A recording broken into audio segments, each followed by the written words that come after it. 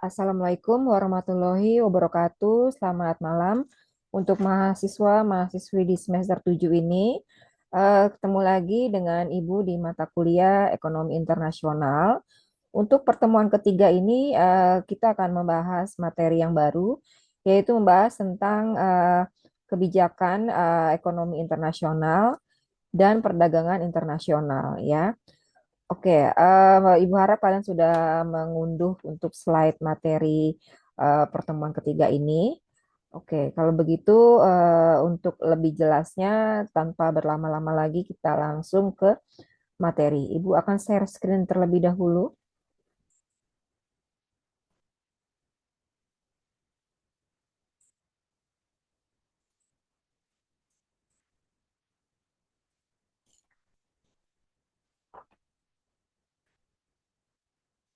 Oke, nah di sini sudah ada slide BSI yang membahas tentang kebijakan ekonomi dan perdagangan internasional ya. Jadi materi hari ini memang berkaitan dengan isu-isu yang lagi hangat saat ini dibahas ya di negara kita ya. Nah, di sini ada pengertian dari kebijakan ekonomi internasional ya, yaitu diartikan sebagai tindakan ya atau peraturan yang dijalankan suatu negara ya, baik secara langsung maupun tidak langsung yang akan mempengaruhi struktur ekonomi, komposisi dan arah perdagangan dari atau ke negara tujuan atau ke negara asal ke negara tujuan ya. Kemudian dalam implementasinya, perdagangan antara dua negara atau lebih bahkan bisa merugikan negara yang lemah ya. Nah, ini biasanya terjadi negara maju lebih mendominasi perdagangan internasional ya dibandingkan dengan negara yang lebih berkembang ya atau negara yang lebih lemah. Kemudian tingkat harga juga ditentukan oleh negara maju. Nah, hal ini disebabkan tingkat ketergantungan negara berkembang relatif lebih besar kepada negara maju daripada sebaliknya. Nah, ini kalau dari pengertian kebijakan ekonomi internasional, ini memang kita alami sendiri ya, bahwa negara Indonesia saat ini masih mengimpor kebutuhan-kebutuhan dalam negerinya, mengimpor dari luar negeri ya, misalnya dari Jepang, dari Cina, ya, ataupun negara-negara yang lainnya. Nah, kemudian di kebijakan ekonomi yang diterapkan atau yang ditetapkan oleh pemerintah itu ada beberapa macam ya, yaitu ada kebijakan di bidang ekspor, kemudian ada kebijakan di bidang impor, kemudian kebijakan bersifat non tarif barier, ada namanya kebijakan sistem kuota, kebijakan subsidi dan kebijakan dumping ya. Nah, di slide juga sudah dibahas, itu ada 6 kebijakan yang ditetapkan oleh pemerintah Indonesia, ya. Nah, sebelum masuk ke kebijakan tersebut, di sini ada beberapa instrumen dari kebijakan ekonomi internasional. Nah, di sini ada yang pertama, ya, kebijakan yang ditetapkan oleh pemerintah, yaitu di bidang ekspor, ya. Nah, ini peraturan yang dikeluarkan pemerintah baik langsung atau tidak langsung, ya. Tujuannya apa pemerintah melakukan ekspor ya? Ya pastinya untuk meningkatkan devisa ekspor dalam negeri ya, barang-barang produk dalam negeri ya. Pastinya untuk meningkatkan devisa atau pendapatan negara ya. Kemudian ini isi dari kebijakan ekspor ya, ada yang berupa ekspor dalam negeri dan ekspor luar negeri. Ya, nanti di sini sudah banyak ya, ada beberapa macam. Kemudian yang kedua adalah kebijakan pemerintah di bidang impor ya. Yaitu peraturan yang dikeluarkan oleh pemerintah baik langsung atau tidak langsung pastinya untuk kelancaran usaha ya, melindungi mendorong pertumbuhan industri dalam negeri dan penghematan devisa ya. Nah, untuk kebijakan impor, pastinya pemerintah akan mengenakan tarif atau mungkin cukai, ya. Kalau pajak mungkin istilahnya untuk dalam negeri ya, tapi karena untuk impor berarti akan berlaku sistem tarif, ya, tarif, perhitungan tarif, dan juga ada yang bersifat kebijakan non tarif barier, ya.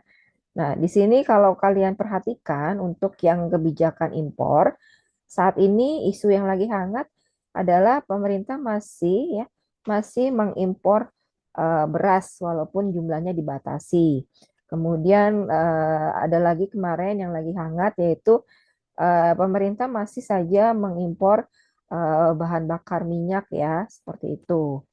Kemudian pemerintah juga masih mengimpor rokok ya, di mana yang diimpor kebanyakan rokok-rokok ilegal ya.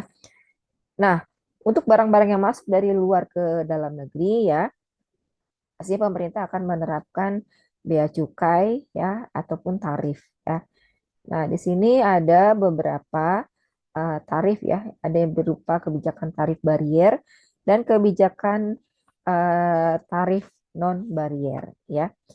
Nah, ini kalau kita lihat dari kebijakan tarif barier ya, ada namanya tarif rendah, tarif sedang, dan tarif tinggi. Nah, kalau kalian perhatikan, pernah kemarin Menteri Keuangan membahas bahwa industri rokok ya itu akan menindak rokok-rokok ilegal dan bahkan industri rokok ya kemarin sempat kena eh, tarif ya atau cukai yang cukup tinggi yaitu lebih dari 20% ya sekitar 6 atau 57% ya. Nah, ini ada tiga ya yaitu yang menyangkut kebijakan tarif barier ya. Tarif itu adalah seperti pajak ya, pungutan bea masuk dari barang impor ya, yang kemudian barang tersebut akan dikonsumsi habis di dalam negeri ya. Kemudian untuk jenis-jenis tarif ya dari kebijakan impor ada namanya dikelompokkan menjadi bea ekspor, bea transit, dan bea impor ya. Nah, ini menyangkut perpindahan barang ya. Barang yang diangkut dari dalam ke luar negeri atau barang yang diangkut dari dalam ke luar negeri itu kalau disebutnya dengan bea ekspor ya. Kalau bea transit berarti barang tersebut sebelum menuju ke negara tujuan dia akan melalui suatu negara terlebih dahulu ya ibaratnya transit. Kalau impor ya berarti bea impor ya berarti barang yang masuk ke dalam suatu negara itu akan dikenakan pasti dengan tujuan ya sesuai dengan aturan di negara tujuan negara tujuan tersebut ya. Kemudian sistem tarif ya dari kebijakan impor yaitu ada namanya tarif tunggal, kemudian tarif ganda dan tarif preferensi. Tarif tunggal yaitu tarif yang digunakan untuk satu jenis barang dari negara manapun berasal ya. Nah, ini berarti kemarin eh, rokok ya itu menggunakan tarif tunggal ya gitu. Atau bisa juga tarif ganda. Kalau tarif ganda yaitu satu tarif untuk satu komoditi yang besarnya pasti berbeda antara negara satu dengan negara lain ya.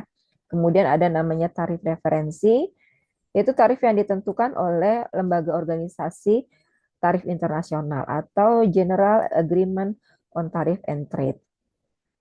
Kemudian di sini ada perhitungan pengenaan tarif satu barang ya. Di slide sudah tampak jelas. Nah, itu dari kebijakan-kebijakan dari kebijakan impor yang sifatnya tarif barier.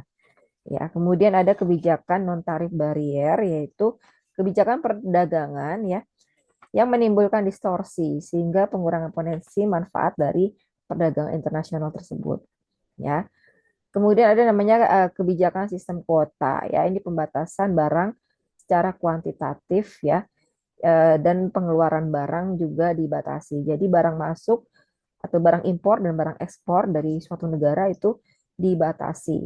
Ya, itu namanya sistem kuota. Tujuannya pasti untuk melindungi kepentingan industri dan konsumen.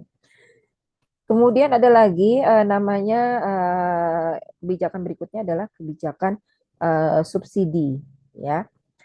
Kebijakan subsidi ini kebijakan pemerintah yang ditetapkan pemerintah yaitu memberikan bantuan kepada industri dalam negeri yaitu berupa keringanan pajak, pengembalian pajak ya, subsidi harga dan lain sebagainya ya. Pemerintah banyak sekali melakukan subsidi, misalnya subsidi perumahan, subsidi bahan bakar minyak ya seperti bensin dan sebagainya. Ya itu berarti masuk ke kebijakan subsidi. Kemudian ada lagi kebijakan lainnya yaitu kebijakan dumping ya. yaitu kebijakan ya, menerapkan diskriminasi harga secara internasional ya. Jadi ketika suatu negara menjual komoditasnya ke luar negeri, itu ditetapkan harganya lebih murah dibandingkan dengan harga barang yang ditetapkan di dalam negeri. Itu dumping ya. Nah, ini sebenarnya masih banyak lagi kebijakan-kebijakan yang ditetapkan oleh suatu negara atau suatu pemerintahan ya. Kemudian kenapa sih pemerintah melakukan ada tujuannya nggak sih? Pasti ada ya tujuan kenapa pemerintah membuat peraturan atau kebijakan ekonomi internasional ya. Ya pasti yang pertama melindungi kepentingan ekonomi nasional dari pengaruh buruk ya atau situasi kondisi perdagangan internasional yang tidak baik atau tidak menguntungkan. Kemudian melindungi kepentingan industri dalam negeri, melindungi lapangan pekerjaan, kemudian menjaga keseimbangan neraca pembayaran, kemudian menjaga tingkat perekonomian dalam negeri ya, yaitu tingkat pertumbuhan ekonomi yang tinggi dan stabil dan menjaga stabilitas nilai falas ya. Kemudian ini ada organisasi yang namanya GATT atau General Agreement on Traffic and Trade ya, didirikan tahun 1947. Nah, ini suatu organisasi atau lembaga yang menerapkan tarif impor ya. Jadi ada organisasinya ya. Jadi bisa saja suatu negara menerapkan sendiri tarif untuk tarif impor ya, tapi bisa juga berdasarkan dari GATT ini. Ya, ini anggotanya ada 159 di dalamnya, termasuk Indonesia sudah bergabung sebagai anggota GATT. Ya, oke.